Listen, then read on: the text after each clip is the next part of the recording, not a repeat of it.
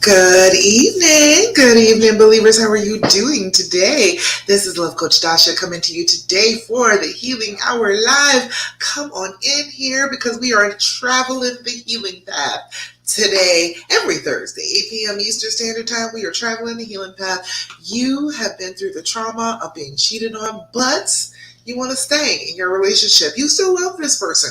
I know people will tell you that you're crazy, but you want to stay, you want to work it out. And I don't think you're crazy at all. I think that that is a perfectly rational, sane thing to do, to be with the person that you love. I don't think that's crazy at all. And I want to show you the path to get there. Hey, Mama Khan, see you over there on Instagram. Hi, girl. Glad you're here with me today. Hello, hello. All right. I can see over here. Over here. All right. Got it. Beautiful. Everybody that's here with me, give me likes, give me love. If you're here now, or if you're on the replay, if you're on the replay, hashtag replay, let me know that you are here with me. Either way, I just love to know that you are here. Mama Khan, hello, hello. All right. People coming on in. So I'm gonna do what I normally do, and then we're gonna talk about some things that we haven't talked about before. I got some interesting things from the group, so we're gonna talk about some things today. All right, let me see. Okay, got everything. All right, first things first. You know it, and I know it. We need to do our deep breathing. Have you been doing your deep breathing?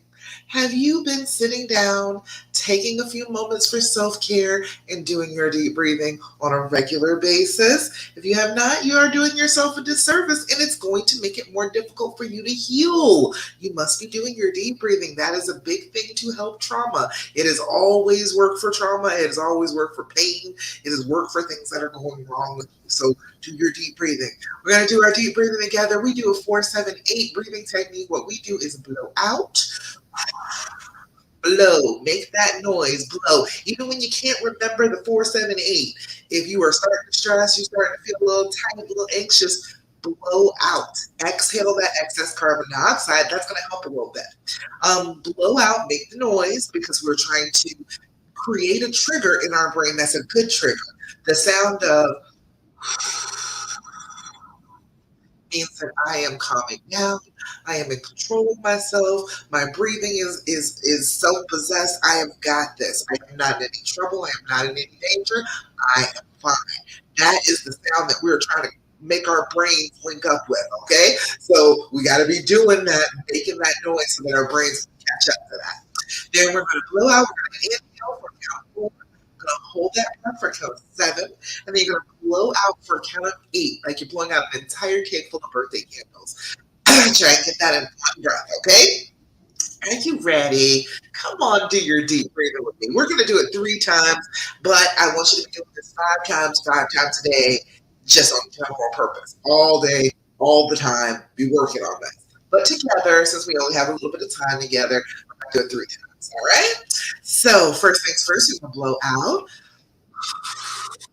Make that noise. Out the nose. 2, 3, 4. Hold it. 2, 3, 4, 5, 6, 7. Blow out. 2, 3, 4, 5, 6, 7, 8. Again.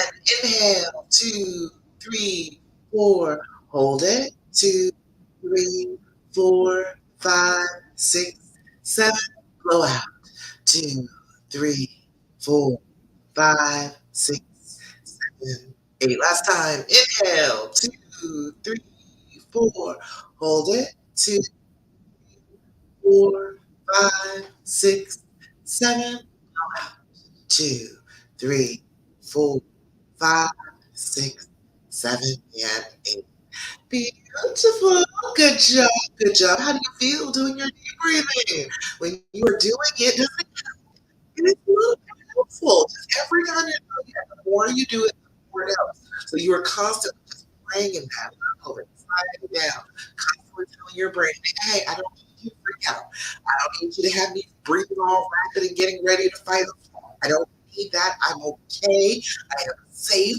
I can handle this. All right. And it's in a place where you can deal with the anxiety instead of your body flipping out and making you have that panic reaction, which sucks. It hurts. It doesn't feel good. It makes you feel awful. It makes you feel like something is so wrong with you, you're going to die.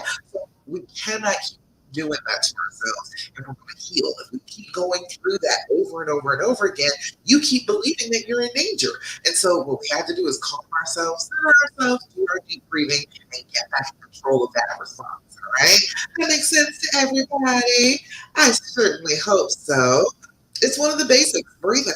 I mean, I know people have a hard time doing the basics nowadays, but that's that basic thing. Breathe, breathe, do the deep breathing.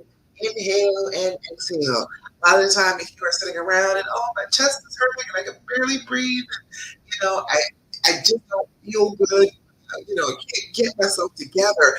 A lot of the time, for a panic attack, you can do deep breathing, and that's going to help. Now, it's not always if your chest is hurting, and you've got other problems, you got indigestion, you got pain radiating elsewhere, go to the ER. But a lot of the time, it's a panic attack. To start off, try to do your deep breathing. See if you can soothe it, open that tightness up a little bit. Usually, that can tell you, like, oh, okay, the pain is going away. All right, so it's probably not a heart attack. Usually, that is the guide kind of tell that if I can breathe, if I can relax, and I can calm down, and the pain goes away, and the chest, chances are it's a panic attack. All right, just a quick way to know. All right. So the next thing, always, every single solitary time we get together, I am going to tell you to do your journaling. You've been doing your journaling. I bet you have. I bet you have been sitting down and taking that self care time for yourself. If you have, excellent job, excellent work.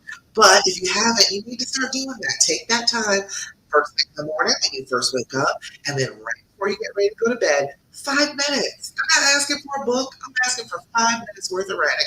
5 minutes of talking about your feelings, thinking about your day, how you want your day to go, how your day went, your plan for tomorrow, how you're going to handle the trigger, how you handle the trigger today, all sorts of things that you can be putting in that journal that are going to get you prepared. You are at your most neuroplastic, I guess it is, at the time right before you go to sleep and when you wake up in the morning. Your brain is the most. So if you introduce an idea to it right before you go to bed or as soon as you wake up in the morning, the idea of, um, I got this affirmation on TikTok the other day. Tomorrow, I am going to wake up knowing exactly what. That's a beautiful one right there. You can write that down a few times in your journal before you go to bed, meditate on that as you go to sleep, and then wake up in the morning saying, okay, I'm awake this morning. I know exactly what to do, and then go about your day. You can do this for yourself. You can change how your brain is operating right now. You have to be working on it, though. It will not just go away. It will not just be like, oh, if I just try and stuff it down enough and ignore it and suppress it enough, then yes, eventually it'll go away. That is not the case. It does not do that. You have to be actually consciously working on it. All right. So do your journaling, sit down. First thing in the morning, right before you go to bed. Well, that's not right before you go to bed. If you write these things down, you get rid of them out of your brain. You won't have bad dreams. You'll wake up in a cold sweat because you're so worried about something that you could have just written down before you went to bed. Okay. All right. Next thing is to be thankful, to cultivate a practice of being grateful for everything. If you gotta wake up first thing in the morning and before you even get out of the bed, just sit there and list 5 things that you have to be grateful for. If you go in that direction when you wake up in the morning, you are taking your mind off of problems and making your brain look towards things that make you happy, that make you feel satisfied, that make you feel good. And then your brain will be searching for more of those things. So if you wake up first thing in the morning and start talking about how wonderful your life is, how great things are that you have, the possessions that you own, the people in your life, constantly talking about the things that are in you and around you are going to change the way your brain is working. All right. So um, Thirsty Thursday is what I always do for that. We always do for the stuff. I don't want anybody. anybody posted in Thursday, Thursday, but that's okay. If you got one, let me know. Put it in the comments, message, and let me know what your Thursday, Thursday is. What are you grateful for today? What are you happy about today? What do you feel like, okay, yes, this is a good thing that happened for me today? Every single solitary day I look around and I can find millions of things that I'm happy and grateful for. But that took a little bit of practice. That took some cultivation of that skill. It took paying attention. Just this room itself makes me so happy that I have a little studio, a little office to work from, that I can talk to you all. It thrills me that I work with clients every day and talk to people every day and help people every day. I'm thrilled that I have a huge refrigerator where we live now. I can get a big bag of ice and I can have ice all I want all the time. It is anything. You can come up with anything that is good and start turning your attention towards it. And then the bad is not so bad. It's easier to deal with. Okay? So as you're doing that, you are changing your brain. You are changing your brain from looking for that will cause you pain because we just went through a trauma and your brain is like, ooh, pain alert, what could hurt us? Instead of looking for that, you are giving your brain the assignment to look for good things. That's why this works. It changes what your mind is doing. It changes what your brain is doing. So be working on that. Do that. All right. If you have anything that you want to say for your Thirsty Thursday, something good, wonderful, it's going your life, please tell me because I love to celebrate with you. I absolutely love to hear the good stuff happening in your lives. Okay. All right. And then the last thing is, I know it's rough. I know it is. I know you don't want to, but don't ask me stupid questions. Okay? Don't ask if you can prevent yourself from asking questions for a little while. It actually starts changing the way your brain works. And we need all the brain hacks we can get after this trauma. But if you can limit yourself to not asking questions at all, or not asking questions about the affair, about the cheating, you're going to heal a lot faster. Your brain wants you to ask a whole bunch of questions because it's trying its best to do what it does. It's trying to protect you from harm, from further harm. So it wants to get as much information as it possibly can, not to just say, okay, well, if I do all of this, then it won't happen again. No, no. It is so that when you start to heal up and you start to let yourself get closer to your boo again, your brain is going to throw some of these facts at your head and say, hey, wait a minute, this is not somebody that you feel safe around. You should feel safe. You should be happy. And then you're going to get triggered and then you're going to have a hard time with each other. So the the less you ask, the better. The less you ask, you're gonna be doing much better if you don't ask. Okay? It's troublesome when you keep on asking those questions. And you have asked the question before. I promise you, you have. You have asked it probably several times. If you start writing it down, start journaling it, you start realizing how many times your brain wants to ask the same question over and over and over again. But the problem with that is, if you ask the same question over and over again, that means that you didn't like the first answer. He's like, oh, well, apparently that wasn't the right answer for her. So let me give her another answer. And then you're going to feel like he's lying because you asked the same question again. So we're going to stop doing that, all right? This is a better solution than that. Your brain wants to ask questions. Okay, let's ask some constructive ones. It's the and, the healing edition, the and healing edition. You can get this on Amazon. You got to shop online too, but it doesn't matter. You can. There we go. It is an excellent game to play. This is the healing edition. This is about loving each other again, about connecting again. So that's what we're going to do. Instead of asking terrible questions that don't help you, don't make you feel any better, let's ask a little bit lighter, more healthy questions. How about that? All right, I'm going to give you a few of these. First one is, if you could go back in time and give yourself advice about our relationship, what would it be and when? When would you go to? That's an interesting question right there. Go back in time and give yourself advice about our relationship. What would it be and when? If you could go back and you think that, go back in time and give yourself advice about our relationship, what would it be and when. It's a very interesting one. My husband tells me all the time he would go back in time and catch me when I was about 18 and let me know that he was coming soon. It was only going to be a couple more years before we meet, and just get ready to go ahead and have all the fun that I want to. But when he meets me, he's locking me down. He always tells me that. He was like, if I had the opportunity to go back in time, he was like, I would have saved money. I would have been ready for you when you actually showed up. I wouldn't have wasted so much time at the beginning. So I know what his answer is. I could have gone back in time and told myself anything. I think I just would have told myself that he's coming. I knew it was coming. I knew it was coming. I knew, deep down, I felt it. I think, I don't know. I think maybe the day I caught my cousin's bouquet at her wedding. It was 1 month and 1 day before I met him. I met him on a chat line on the phone. And I think that day, maybe that day, like when I was getting ready to leave, I'd have caught myself and I've been like, you caught that bouquet. You know it's coming. Just hold on. I don't even know if I would have told myself. It's like a surprise. I don't know if I would have told myself because I might have messed it up. I would have told myself, hey, that bouquet, you caught that bouquet for a reason. It is coming. It's coming. You'll be here shortly. Right? So I would have made myself feel better because that day I was like, there is nobody in my life for this. There's nobody dating me right for the hell.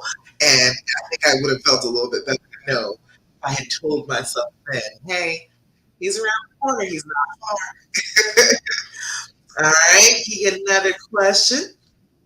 How do our differences complement each other? That's a good question. How do our differences complement one another? How do our differences complement one another? Interesting. A lot of things that I feel like are differences with us are just kind of surface differences. We're still a lot alike, like deeper down. So I have no. This one says, "What do you feel I failed to communicate with you, and what effect does that have on us?"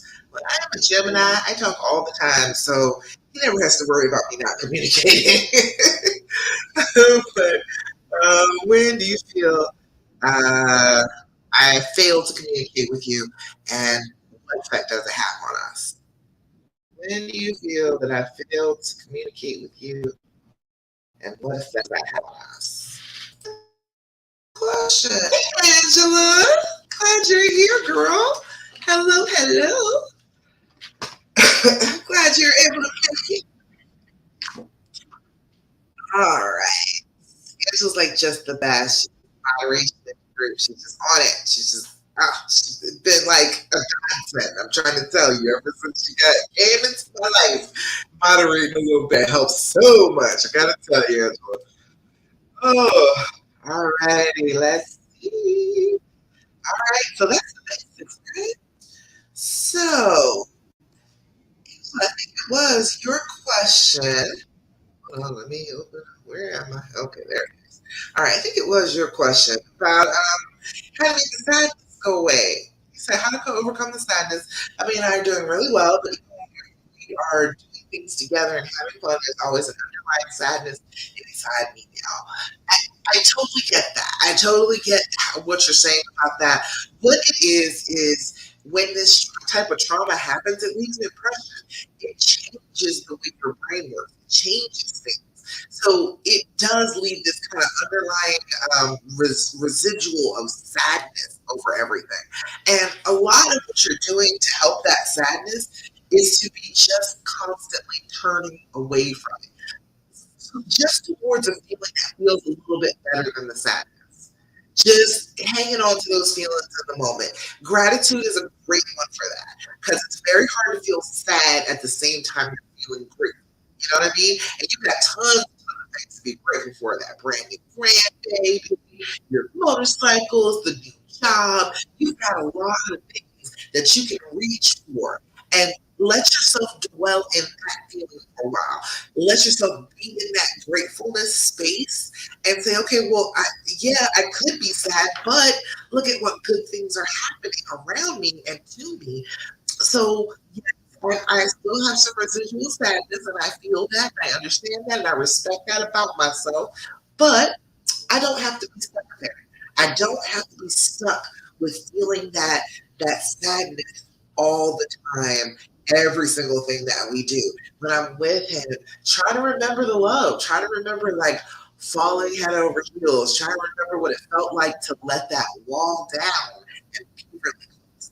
And then there's also body language too. Body language is a good one too.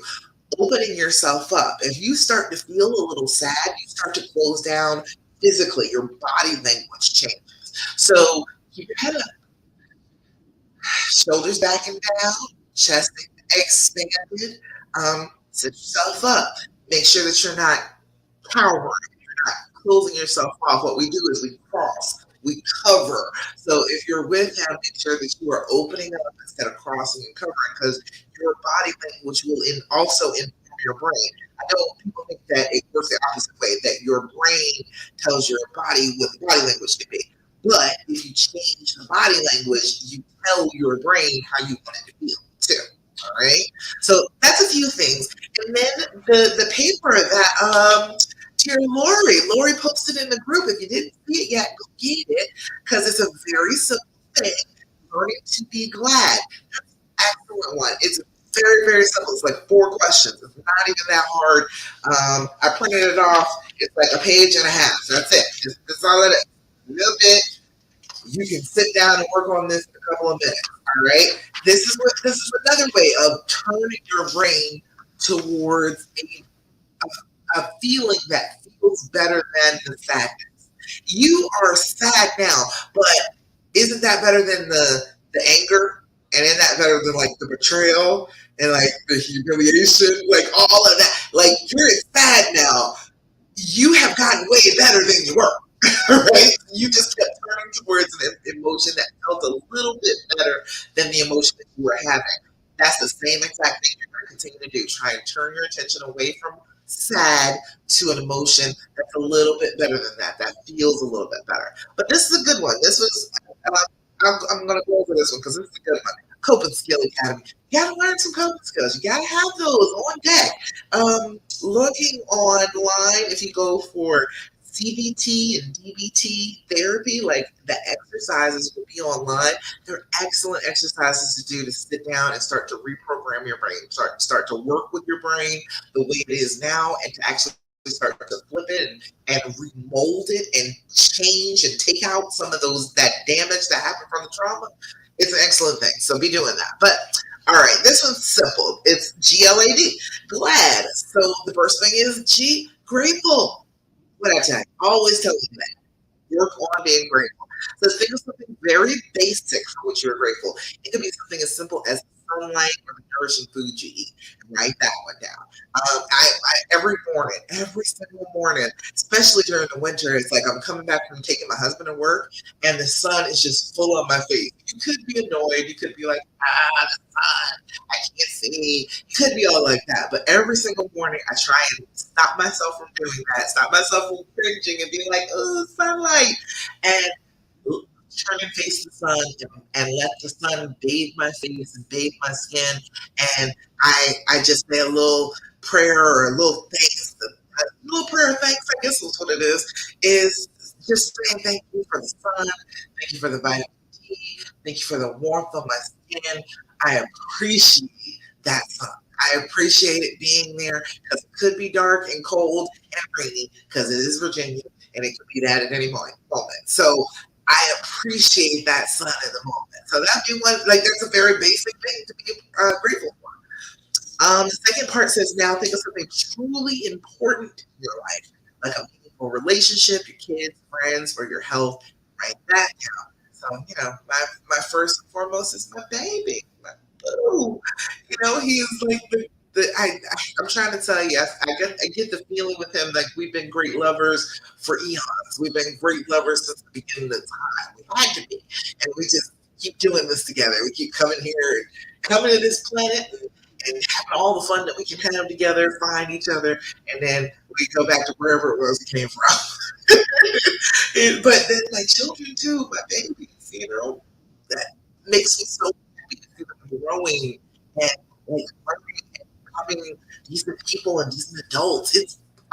So got a good thing right there that I can be grateful for. All right. Hey, sweet island chick. I see you over there on Instagram. Hey, girl. Oh, you're in and out. Okay. All right. So then the L is something you learn today. It always it starts to change your brain. It starts to make your brain make room. You have to start get that memory slot that it needs. You have to make new pathways. So learning something is always good. You can make new pathways. It says write down something positive you learned about yourself today. It might be something you already knew, but it came into focus today. That's good. You can. I hear my husband listening to basketball in the other room. Write down something you learned about another person today. And it might be something you were already aware of, but you were more aware of that quality today. Right? Oh, thanks, sweet Ellen Chick. I see you, girl. Hi. Glad you're here. Let's see. Write down a fact you learned today. Make you curious or more aware of the world around you. Let me tell you about one of those. Come to find out that gas stoves make asthma worse. Who freaking knew that? Learn that on PBS just a couple minutes before it came on. And then write down something you learned today which changed your perspective of yourself or the world around you in a positive way. Oh, there's so many things that could be. What I learned today that changed my perspective of myself or the world around me. I don't know. I got a pretty good perspective of myself. I think pretty highly of myself. The world around me. I don't know what a positive thing. I have to think about that one. But that's a good thinking exercise. And then if your brain is focused on that, it is not focused on terrible feelings, awful sadness, misery. It's not doing that if you're focusing on this activity. All right. It is for one small accomplishment. Ooh, I love an accomplishment. Many people feel accomplishments have to be a big, important task, but it's the little things that make a difference in your life. Perhaps you're working on a goal like exercising or eating healthier or finding a new job. Small steps towards your goal are important accomplishments. So write down something you accomplished today. I'll tell you what I accomplished today. I had some breakfast today. I had breakfast and I had lunch. I fed myself twice in a row today. I forget from time to time. And then it's like time to go like pick up my husband 3:30 in the afternoon. I haven't eaten all day, and then all of a sudden I'm like, oh, I feel a little faint. Okay, I need some food really quickly. So I remember to feed myself 2 times this morning. And I will eat dinner, but I always remember to eat dinner.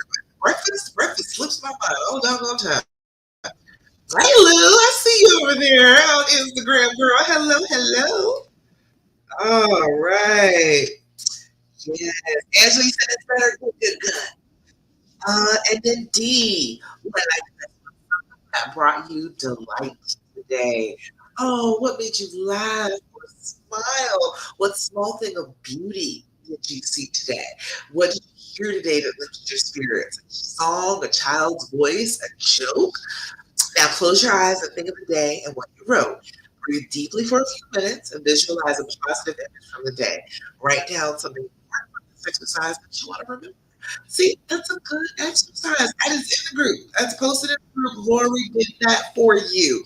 And I'm trying to tell you, if Lori is an example, it's been working for Lori. Okay? Lori has been changing her mind. Her mind was set on being a little negative before, but she's been working on it and she's changing her mind. And things go better when you change your mind. So take her up on that. Go ahead, go print you off one of these today and do this. Put this in your journal and just let this be a thing you do every day. Journaling. It's an excellent thing to retrain your brain to think towards the positive stuff. So that helps with that too, right, Angela? I don't have to be sad anymore. We don't have to be sad. We got to choose to be happy. But it's just a matter of turning towards an emotion that we can feel. And even when we're sad, we can still feel grateful. We know that we have something. When we have it, we're like, oh, yes, I'm going to be grateful for that. Like, small thing. It doesn't matter what it is. Um, I figured out how to do my hair so I don't have to do it every day and I don't have to do it every day. I'm grateful for that. I'm grateful for all of these, all sorts of things that you can be before, and it's not very hard to turn from looking at the sad to looking at the grateful, looking at the I'm thankful for that, and then get to that place, feel it. That's a key thing about changing your mind, about getting out of the sad, stuck place, is to try and feel an emotion other than those negative emotions that you're feeling. It's very easy to fall into the anger, to the betrayal, to the humiliation. It's easy to fall into those because you can get them so long. And so what you need to do is start turning your attention towards feelings that you can feel that don't feel bad like that. And thankfulness, gratefulness, that is one of those that we can all turn to and say, okay, I'm going to be grateful for this, that, or the third thing, and feel better about ourselves and take our attention off of those negative feelings and feel more positive. All right? That makes sense. It's just a matter of constantly trying to feel something else. And you want it to be legitimate too. You don't want to just be just trying to feel any old thing. I mean, really trying to go to a more positive feeling. All right. So Angela, the 180 again in the group, and I see that got a few comments. The other thing that you just had to start doing this. It's really helpful. It is. If things are going badly, if you're operating, it really helps to turn it out. Um, Emily said, I would like to hear what changes happen and how his spouse reacts to this method. Emily, what happens a lot of the time is um, you are, with the winning, what you're doing, you're taking your attention off them and back onto yourself. You're not asking a whole bunch of questions. You're not trying to always be engaging and in their face because what is happening when you have that traumatic event happen, you tend to lean on a lot of codependent behavior. You start wanting to be with them all the time. You start trying to question them about everything and anything that they're doing, their shoulder or being in their space. And so with the 180, you're taking that away. So you start to back off a little bit. When you're together, you're not mad at them. You're not giving them a hard time. You're being open, you're being friendly, you're being loving, you're being all that stuff when you're together, when you're giving their attention. But when you're not, you're putting your attention onto yourself, onto the things that make you light up, that make you feel happy. So you are consistently showing up as a happier person because you're doing your own thing, living your own life, having your own fun. But when you're together, okay, he can see you from a distance doing that. And just access me to her responder, he can have a little space. And see you from that distance, you enjoying yourself, see you being all bright and vibrant and radiant out here, it reminds him of why he wanted to be with you in the first place. And so he starts to try to come around more. And then when he's coming around more, he's trying to engage with you more, and he's talking to you more. You're getting that connection going a little bit better. And then he starts letting down his walls, you start letting down your walls, and things are going better. That's basically what happens. Um, but he just starts acting differently because you're acting differently. That's what it comes down to. You're not trying to be mean. You're not trying to be obnoxious or anything. You are just not doing all the codependent stuff. Not constantly, well, what about our relationship? And we used to have good times and we should be trying to get back to that. We should be working on it and all that. You don't need to do all of that. All you gotta do is go through living life, having a little bit of fun, enjoying yourself, and lighting up around him. And he's gonna be like, ooh, I remember that light. I like that light. That's the light that I fell in love with. Let me go get her. All right? Does that make sense? I know that sounds a little crazy, but it is. That's what it is. Um, so the last few days have been much better. My job is in a different city where no one knows me or him. Ooh, yeah, that's better. And they don't know what happened. I can be happy with my coworkers because I'm not wondering if they are all new all these years. Yes, that is excellent. That is a Thursday for you right there. That's some good stuff happening right there. So yeah, you've got so many reasons to be grateful, to be happy. It's just the fact that your brain got stuck on that. And we just got to keep on telling our brain, no, no, no. Hey, I know for a minute we were sad, but we're not sad now. You gotta, you gotta come on with us. Good things are happening, brain. Let's go. Don't make you so sad. You're All right. That makes sense. All right, let's see. Good, good. See that makes sense. Excellent. Good. It's just turning away from that negativity. So basically not about them. It's not even not caring about them. It's just not going overboard anymore with caring about them. When you go through this trauma, you're gonna rebound and try to get more presents and try and make things, do all the. You ain't gotta do all that. You can breathe, relax, go do something you like to do. Fill up your own cup is what it is. You're filling up your own cup because you have poured and poured and poured and you don't have anything else left. So if you go ahead and start filling up your cup, who's watching you from a distance? Like, I see her filling up that cup. She looking sexy filling up that cup over there. So that's what it is. It's not acting like you don't care about them because when you're with them, you're giving that positive feedback. That's what it says at the end of 180. But when you're not with them, you're acting like, well, okay, you go do your thing. I'm gonna do my thing, and we will meet back at the house. Or text me a little bit later, and I'll text you. I'll talk to you, but I'm not gonna be calling you. I'm not gonna be bugging you. I'm not gonna be pursuing you. You know where I am, and you see me doing my own thing. Once I get back to doing my own thing, if you're interested in chit chatting with me, I will freely sit down. It's not cutting them off. It's just saying that I'm gonna go live my life too. Kara said she's gonna read it again. Let's say read it. Yeah, it does help when things are going badly, especially when you can't make any move without your big argument. It works. It works really well. They said a few of them seem more appropriate towards a narcissistic individual than a cheater.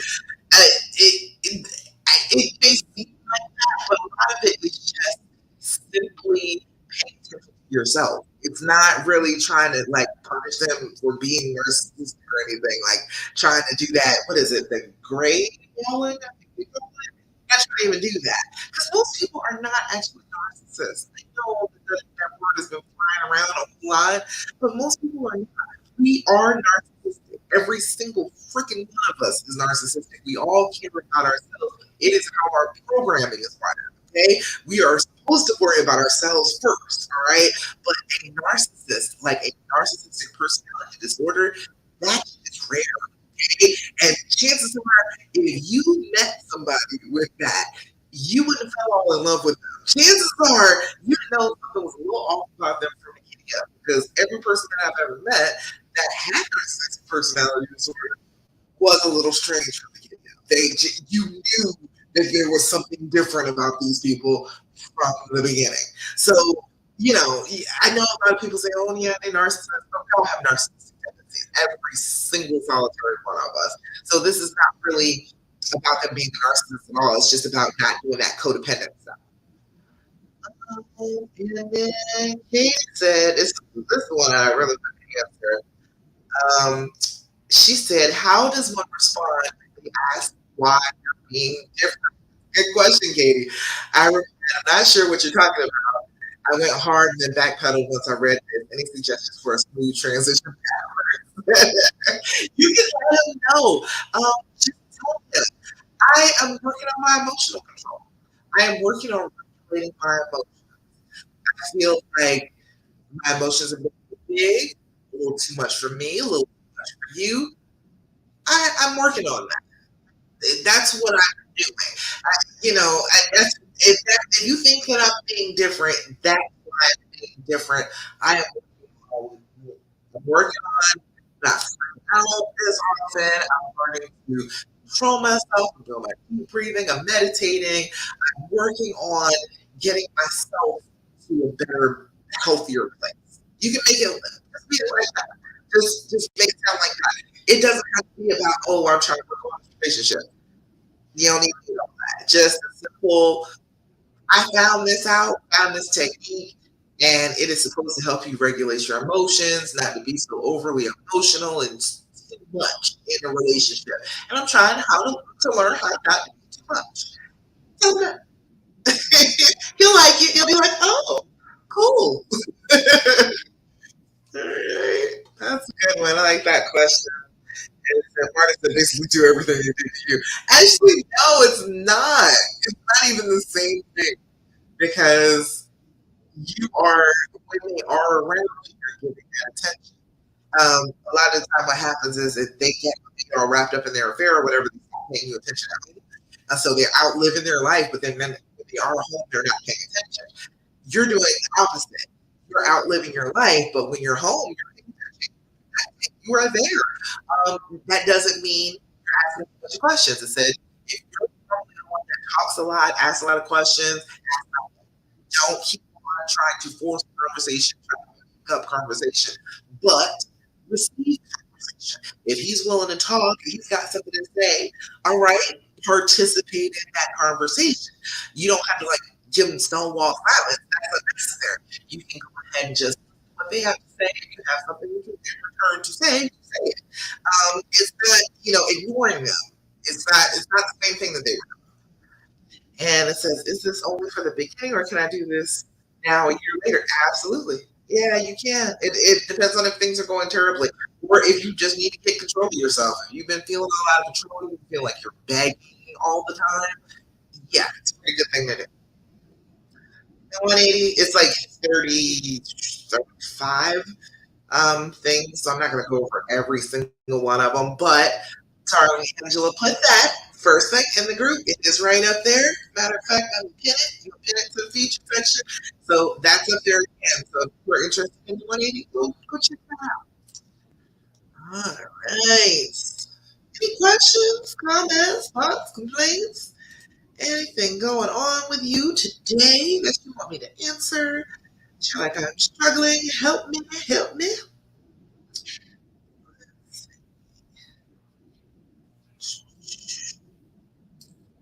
She gets to look at questions in the group today. Uh,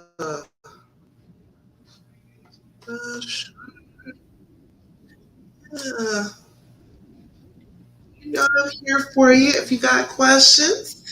I want to hear them.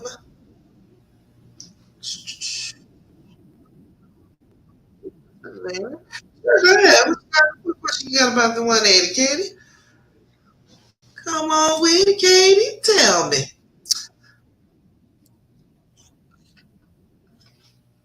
My phone's ringing, trying to knock me off this.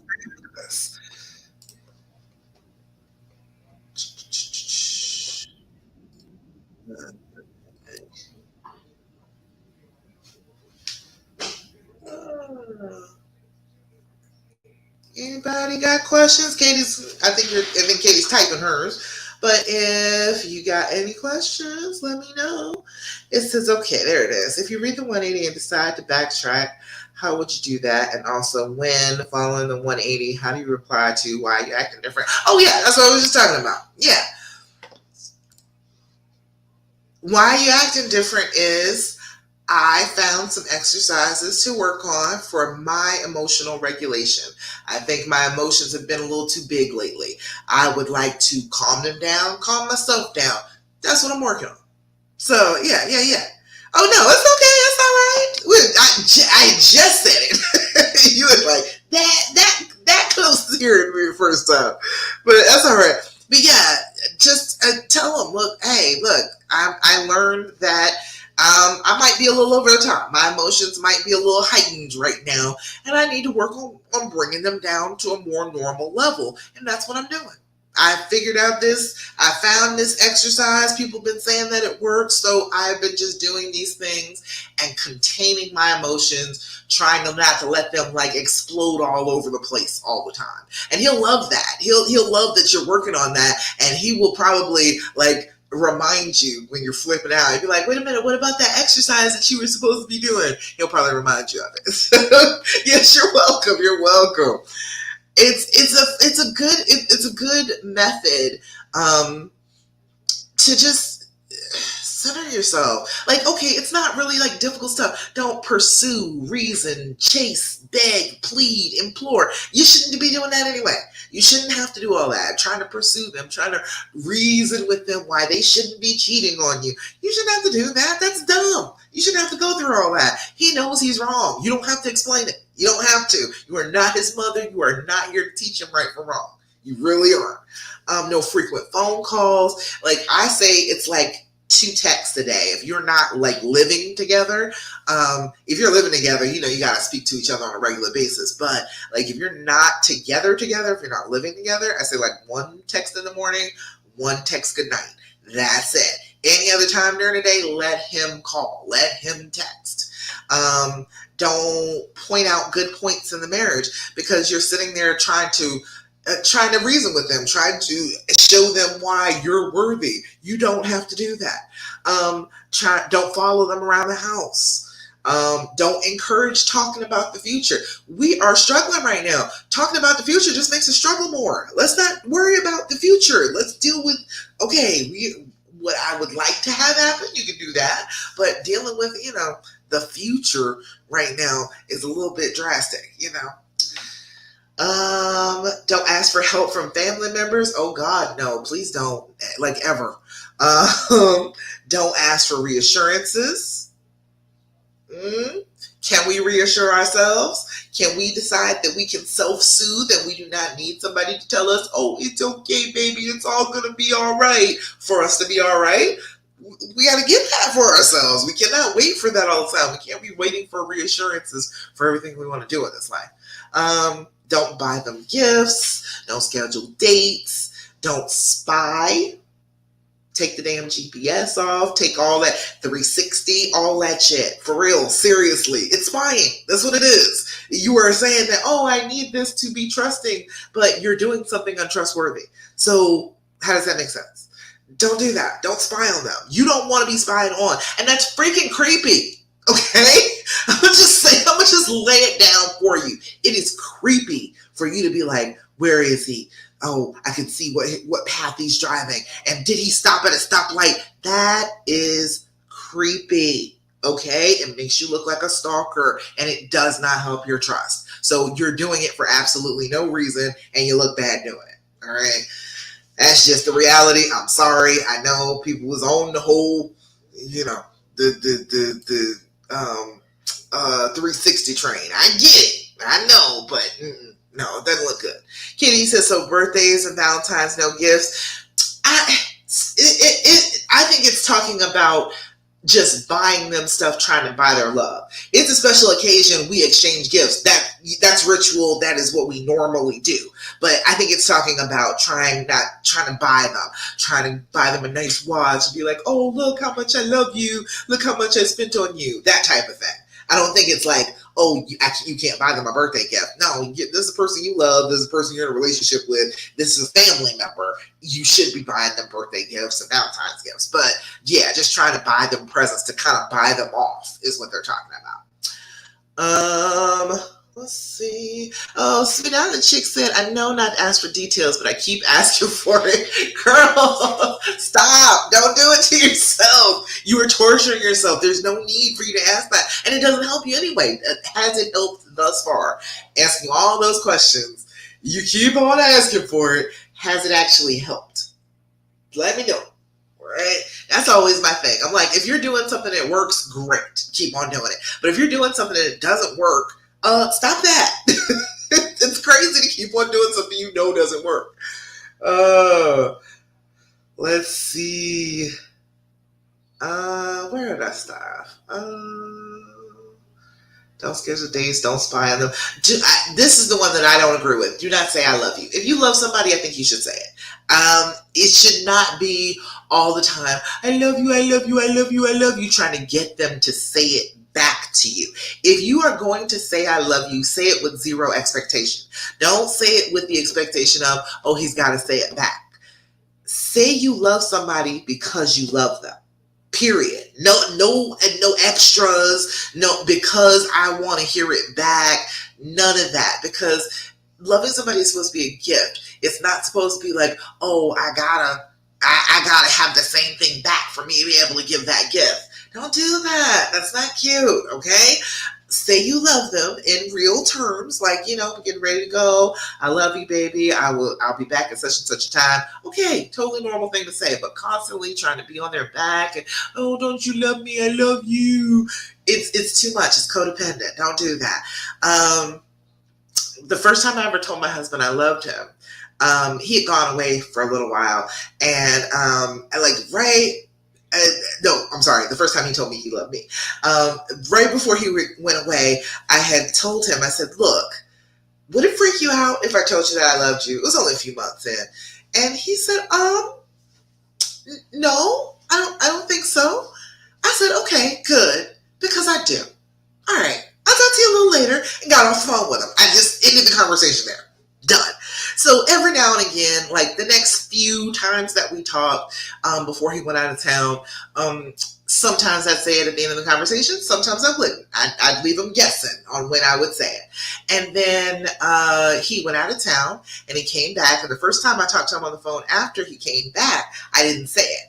I was like, let's see if he's ready to say it. So I didn't say it. I ended the conversation. Okay, well, I'm so glad that you made it back safe. All right, I'll talk to you a little bit later. Bye. All right. So then that same day we had to talk to each other again because I was going out to a concert. And at the end of that conversation, I was like, okay, I'm going to say it to him again at the end of this conversation and see, because he was away from me for a while. Let's see how he's feeling. So I said, okay, all right, babe, I'm getting ready to go. I love you. I'll call you when I get home from the concert. And he said, I love you too. I said, oh, do you now? I said, really? Is that really how you feel? He said, yeah, I think I love you too. And so it was no expectation of him saying it back. I wasn't asking him to say it back. I was just like, I just need to know, are you going to feel comfortable if I say it? Because I feel it. So I'm just going to tell my feelings. I'm not worried about yours. You don't have to tell me back. I just happen to love you. And worked out great. Right? So don't go into saying I love you with an idea in your head about what you're going to get back for it. Don't text him trying to anticipate what's his response going to be. Don't call him and say things and you're just trying to test him and see what he'll say. You're going to suffer for it. All right? It's going to go bad. It's going to go bad every freaking time. Don't do that. All right? So now Chicky said, nope. Yeah, it doesn't work. That's what I asked, right?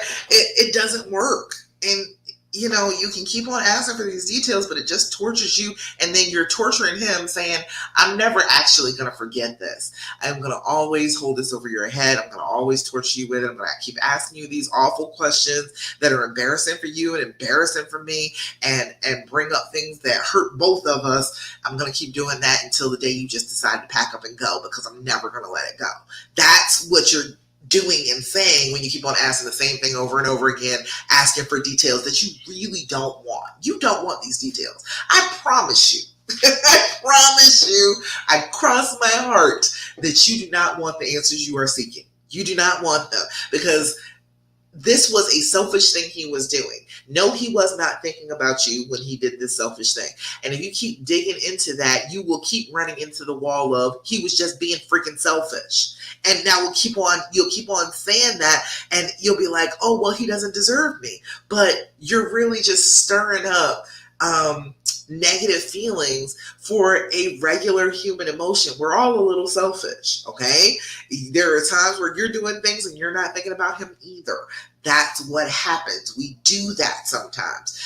You just got to recognize that he wasn't trying to hurt you. He was not in the place of, oh, let me do this to cause her pain.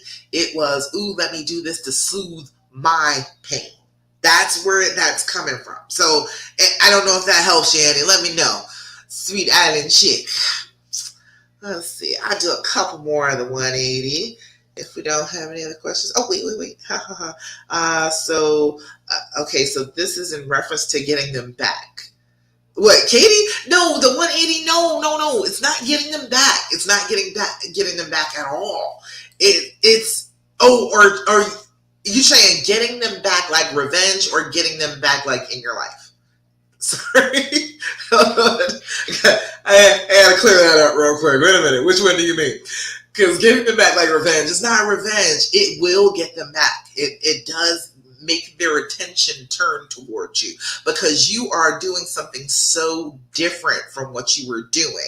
You were doing a lot of codependent behavior that looked really weird and it looked really creepy. Like the constant calling and constantly I love you and just popping up with presents trying to buy them off and, planning dates and fancy stuff to happen all the time and, always, constantly calling and begging and trying to work stuff out.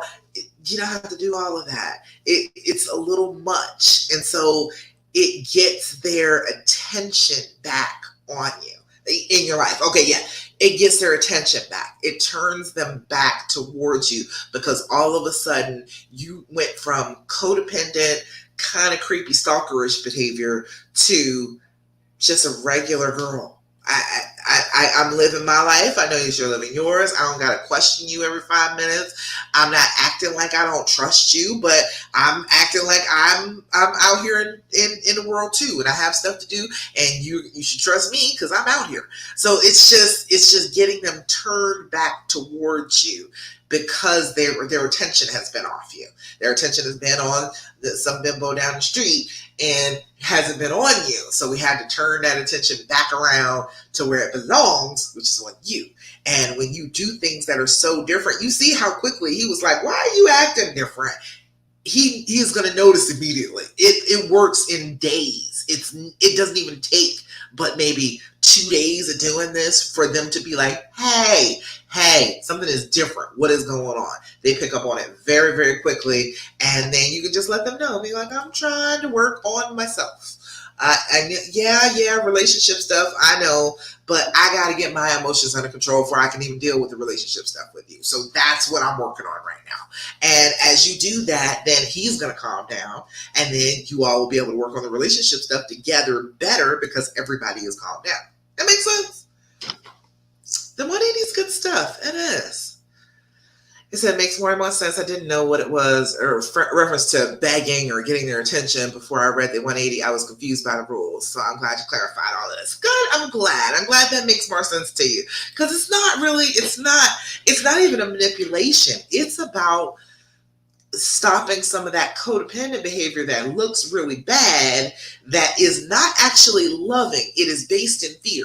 That calling all the time, that chasing behind him, that is not love. That is, I am feeling fearful and I need to do something to feel less fearful. And so when you stop acting fearful with the person you love, they notice that immediately. And they're like, okay, we stopped the fear thing. Okay, she's not scared of me anymore. Okay, maybe we can work this out. Maybe we can get back together. Maybe we can be close again because she's willing to let down that wall. She's not acting like she's scared all the time. And that's what it is with the 180. It's just trying not to act like you're scared anymore. What other ones? Always say you love somebody if you love them. I feel like, just a general purpose. I feel like that's, it's a blessing to somebody to tell them that you love them. And so if you do, say so. But don't be just saying it to get him to say it back. Act as if you're moving on with your life, right? Not I'm moving on with my life. I don't want you in it. But I am not going to stop living my life anymore because this trauma happened.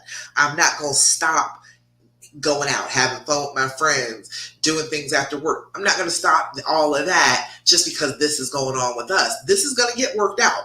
I have faith that this is going to get worked out, so I'm going to go and live a little bit, have a little bit of fun, relax, fill my cup up a little bit, and then I can come back and deal with you a little bit. Be cheerful, strong, outgoing, and attractive. All right? Be working on that. Don't be letting them catch you in your PGs and your curlers. If you can possibly help it. Especially if you don't live together, you can work it out. But, if you live together, he's got to see you like that. Don't sit around waiting for your spouse. Get busy, do things, go to church, out with friends, etc. When home with your spouse, if you usually start the conversation, be scarce or short on words. You don't have to start the conversation. You don't have to make up something to say. It is a great thing to do, I call it peaceful silence, just sitting next to him, skin to skin contact, holding hands, legs up against each other, something like that, and just being quiet on purpose. Not trying to think of anything to say, not trying to start a conversation, not trying to understand anything. Just you beam peace and love and contentment out of your skin, out of the aura around you. Just beam it out of you and direct it into your skin where it's touching his skin. Just direct that feeling of, I am peaceful. I don't need to say anything. We are just fine sitting here alone by ourselves, and it's a good time. Just radiate that towards him. It's a great conversation starter. Or he'll just be quiet and cuddle up with you, and that's fine too. I'll do one more. When home with, if you're in the habit of asking your spouse their whereabouts, ask nothing. It's hard to ask nothing. It is, but it's a really good one. When I wasn't trusting my husband much, I'd be like, well, who is that you were on the phone with? Who is that you were talking to? Who is that you were texting with? Trying to look over his shoulder, trying to see. And, I was treating him like he was my kid, and he's not. He's a grown man. He's 10 years older than me. So I can't treat him like I'm his mother. So he would rebel, and he'd be like, no, I don't have to tell you. Why you keep asking me who I'm on the phone with? The second I stopped asking, he immediately started to tell me on his own. I left that empty space just hang. At the end of his conversation, he hung up the phone. I didn't stop what I was doing. I continued on with my life.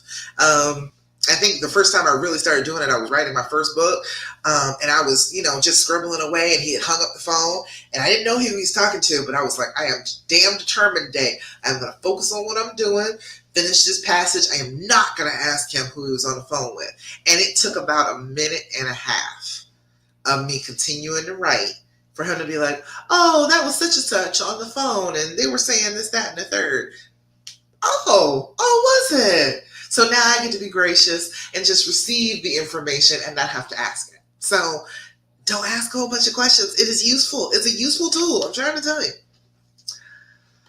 Ooh, all right. All right. I can't do the whole 180 tonight. What do we stop at? We stopped at 17. Remind me, we stopped at 17. Next time I'll come back and we'll go over the rest of the 180 there. But yeah, it's not really trying to be angry. It's not trying to get revenge. It's not trying to act ugly. It is trying to get your emotions under control, trying to look for the things that make you happy and do them with or without him. And more than likely it's going to be without, but that's okay. Go do the things that you love that fill you up. Then you have something to do in this relationship. You have something to give when you get back to him and you have a talk, or you get back to him and he's wanting to do something or to say something to you about this relationship. You've got something in you to be able to give. Right now, if you're all traumatized and you kept on working so hard on this relationship, you probably given everything you got. And you got to go replenish yourself and get yourself in a place where you can actually start to work on it again. So it's a good thing. I like it. I like the 180. I was doing the steps of the 180 without knowing that it was a thing. I would teach people this. I'd be like, okay, back off. Don't ask them questions. Don't buy a whole bunch of gifts. Don't start scheduling dates. Don't be asking them all every 5 minutes how the relationship is going to go. I was telling people that. Coaching women to do it, and I didn't even know it was a thing. I didn't know it was a thing until I narrowed down my focus on helping people to heal after cheating.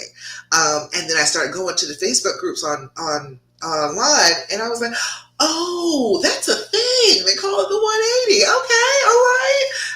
It was a thing. I didn't know it was a thing the whole time. So once I found that out, I was like, hey, the 180, go do that. Michelle Weiner Davis is the lady's name. She's got a book called Divorce Busting and another book, Divorce Remedies. I think that's what it is. But she said that a lot of the time she would see women getting upset. They were like, oh, I'm doing everything that I possibly can. But the thing was, the things that we do to try and strengthen a relationship are the exact opposite of the things that will actually strengthen a relationship for them. So we're trying and we're struggling and we're like, he's not paying it any attention. It's because we're doing the wrong things. So when you turn and you do the 180 and you start doing all these things, you start immediately seeing that attention back from him, paying more attention, wanting to engage with you, wanting your attention all on a regular basis. So it's just the fact that she figured out, she had seen people that she knew and loved who got divorced, and she was like, this didn't even have to happen, because she was trying, and when it came down to it and she was like, okay, I'm done, I want to leave this person, he was shocked and he didn't want to have a divorce. So it was just a miscommunication. She figured out that that's what was happening. We were miscommunicating, that women were doing all of the things that we would do for other women and not for a man. That was the only problem. We were doing the things that we were taught by other women to do in a relationship, but that's what women relate to women doing. If you are trying to be in a relationship with a man, you can't do those things because that's not the things that draw and attract him. So that's why the 180 works. That's a really good thing. All right. Anybody else? Any other questions, comments, thoughts, complaints? Anything else that you want to talk about? I think we're about at the end here. Yeah, I don't see anything else at the moment. Nobody here on Instagram. Okay, I guess that's about it for today. All right. So have you all been trying I'm so lucky. Everything has always been working out for me. Have you been trying that? I'm trying to tell you. It's a different type of feeling when you keep saying it over and over again. You know, good things happen. I've been feeling good. I find money all the time now. I'm finding like dimes and quarters, not just pennies. It used to be I just found pennies, but I'm like, I'm so lucky. Everything always works out for me. And then I find some money. So I was like, yes, universe, more of that. Appreciate that. All right. Well, what we're going to do is go ahead and do an affirmation now. Remember about affirmations. You don't have to believe it. Okay? You don't have to. Everything that you're telling yourself is an affirmation. So if you keep on telling yourself, this relationship is never going to work, he's never going to love me the way that I want him to love me, that is an affirmation. You are telling your brain what you want it to believe. So instead of doing that, let's tell our brain positive messages that we want it to believe so that we can get to the relationship that we want, right? So this one, oh, that's a good one. Today I will not give in. Today I will not give in. Today I will not allow negative thoughts or feelings to prevent me from achieving happiness. Girl, I'm trying to tell you, every time I draw one of these cards, it's a perfect card. Today I will not give in. Today I will not allow negative thoughts or feelings to prevent me from achieving happiness. And one time over here. Today I will not give in. Today I will not allow negative thoughts or feelings to prevent me from achieving happiness. We're not just talking about this. I was just talking about this earlier. We have got to make up our minds about how we want to feel and then turn towards that feeling. Remember the last time you felt really, really happy? Go back to that feeling. Try and find it. Try to cultivate it in your chest and grow it like a little plant. Just grow it up from an itty bitty feeling and let it spread and let it grow and enjoy it, okay? You do not have to choose to be miserable. It is all a choice. If you're hanging on to an emotion, because all emotions are temporary. So if you're continuously feeling an emotion, you are holding on to that emotion. What you got to do is release it. Got to let it go. Gotta let it go. All right? That makes sense to everybody? All righty, y'all. That's about it. Thank you so much for joining me for the Healing Hour Live. You know, I'm back here every single week, 8 p.m. Eastern Standard Time on Thursdays to answer all your questions about the healing path and to help you stop hurting. I want you to stop hurting. All right. I am still looking for one-on-one clients. There are like 3 days left on my calendar where I'm taking free calls. So if you are interested in a free call, I suggest you jump on that. It's in my link tree. The calendar is in my link tree, and it's in the Facebook group. If you are needing help, and you just need to talk to me for a little bit. I'm trying to take Katie, tell them, talk to me for a little bit. The beginning of the conversation, you're going to be a little upset. At the end of the conversation, you are going to feel better. So even if you do not work with me, take up one of these spots, come talk to me, and see if you'd like me to be your coach, because I'm going to make you feel better. All right? Alrighty then, y'all. That's about it for today. She said I'm fabulous. Thank you, Katie. I appreciate it. Oh, I like to have people to tell people, like, I do this. I'm good. She said it's been a 1 week and I've done the 180. You feeling good? You feeling like it's going well, Katie? You and your boo is getting along. Things are going well. I usually tell people to do the 180 if things are going really, really horribly, if he's not paying attention, if he's still seeing the other woman. But it does work if you're trying to regulate your emotions too. Good. I'm glad that it's going well. Good, good, good. Excellent. Well, see, Katie's been working just a week past talking to me. She was like, okay, I'm going to take it and I'm going to run with it. And she's been running with it. Things are going better. Can go better for you too. You don't have to keep hurting. You have help. You have support. You have somebody who's been through it. So message me. Let me know. And I will, or get on the calendar. Go and just go click on my calendar. And there's days tomorrow, Saturday, and Sunday. I have some slots open, and that's it for this month. That's all I'm doing. So if you do want to talk to me, get in one of those slots or message me about it, and I will tell you about my programs, okay? All righty, y'all. That's about it. So glad to see y'all. In the meantime, don't do what the fear tells you to do. It's always trying to lead you wrong.